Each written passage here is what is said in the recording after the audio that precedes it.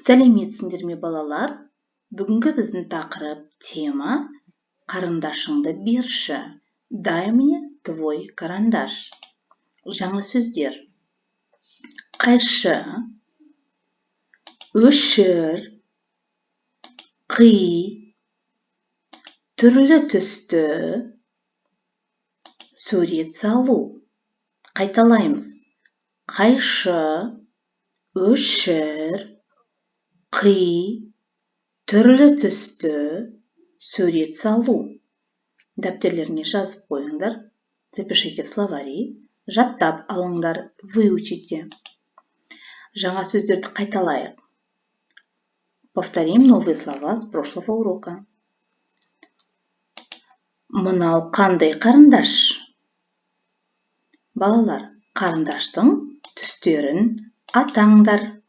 Назовите цвета карандашей. Мынау қандай қарындаштар? Жақсы, өте жақсы. Хорошо, молодцы, ребята. Енді, теперь, мой карандаш, твой карандаш, его или ее карандаш. Қазақша қалай дұрыс айтамыз? Как правильно произнести эти выражения на казахском языке? Мой карандаш. Думаем, ойланамыз. Менің қарындашым. Дұрыс. Твой карандаш.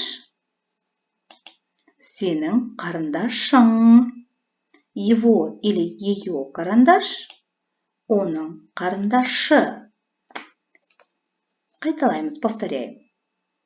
Значит, мой – это окончание карандашым. Твой окончание карандашың. Его или ее – это окончание в данном случае карандашы. Это окончание притяжательной формы. Эти окончания указывают, кому принадлежит данный предмет. Балалар, мынау не?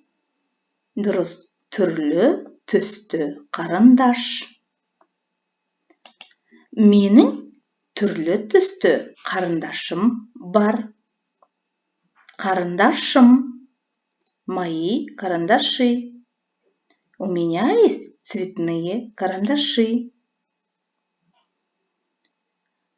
Мен карандашпен сурет саламын. Я рисую карандашами. Сурет саламын, рисую. Жақсы, закрепили, ребята. Келесі. Жаңа сөздерді үйренейік. Давайте үйренейік, научимся правильно произносить в предложении новые слова.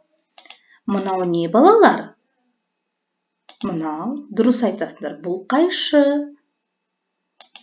Қайшымен не істейді? Что делают? Не істейді. Не істейді, балалар? Дұрыс. Қайшымен қияды. Қияды, режут, нарезают. Енді, балалар, давайте попробуем слово қияды просклонять по лицам. Мен қиямын, я режу. Сен қиясың, ты режешь. Ол қияды, он режет.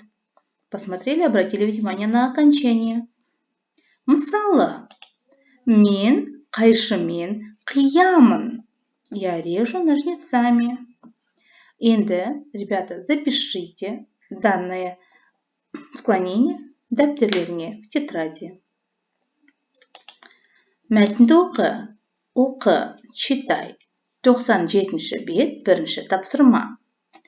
Мен дүкеннен, из магазина, түрлі түсті қарындаш сатып аламын. Сатып аламын. Ну-ка, вспоминайте, как переводится это словосочетание. Правильно, куплю. Қағазға, на бумагу, сары қарындашпен күннің суретін саламын. Сурет саламын, рисую. Оны қайшымен қиямын. Қиямын, режу. Көк қарындашпен көк қарындашпен аспанның суретін саламын. Жасыл қарындашпен жапырақтың суретін саламын. Қызыл қарындашпен гүлдің суретін саламын. Қарындаштарымды қаламсауытқа саламын. Ребята, обратите внимание, қаламсауытқа саламын. Кладу и ложу в пенал.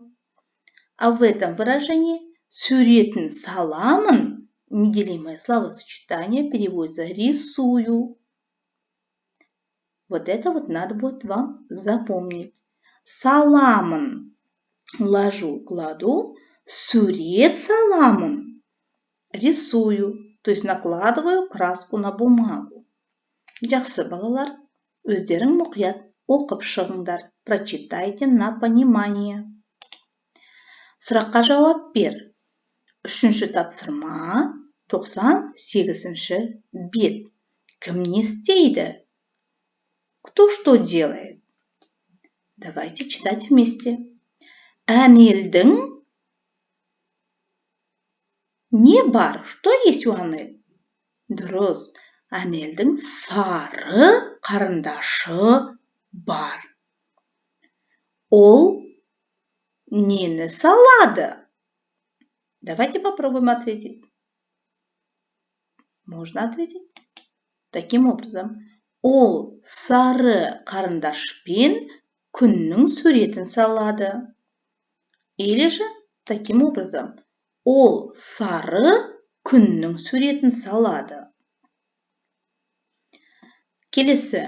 Гүлсаяның несі бар? Гүлсаяның көк қарындашы бар. Ол нені салады? Нені, что рисует? Ол көк қарындашпен аспанның суретін салады. Или же можно ответить, ол көк аспанның суретін салады. Ертөренің несі бар? Ертөренің жасыл қарындашы бар. Ол ненің суретін салады? Ол жасыл қарындашпен жапырақтың суретін салады. Или же ол жасыл жапырақтың суретін салады. Прослушайте еще раз и проработайте ответы на данный вопрос. Кто что делает? Кім не істейді? Сөйлем құрап жаз. 4-ші тапсырма, 99-ші бет. Проанализировав все предложения, которые мы прошли на уроке, составьте предложение и запишите в тетрадь. Дәптерлеріне жазыңдар. Анна не істейді? Әділ не істейді? Аннада не бар? Не бар? У Анны есть разноцветные карандаши. Әділде не бар? Әділде сурет бар, да? Ребята, составьте 2-3 предложения. 2-3 сөйлем құрап жазыңдар. Үй тапсырмасы. Домашнее задание. 99-ші бет, 5-ші тапсырма. Диалогты толықтырып оқы. Дополни диалог. Прочитай. И попробуй вступить в диалог с. Оқимыз. Сенің қарындашың бар ма? Сюда подставляем ваш любимый карандаш. Мысалы, менде сенің қызыл қарындашың бар ма? Я, менің қызыл қарындашым бар. И так далее. Внимательно еще раз прослушайте урок. Выполните письменное задание и дополните диалог.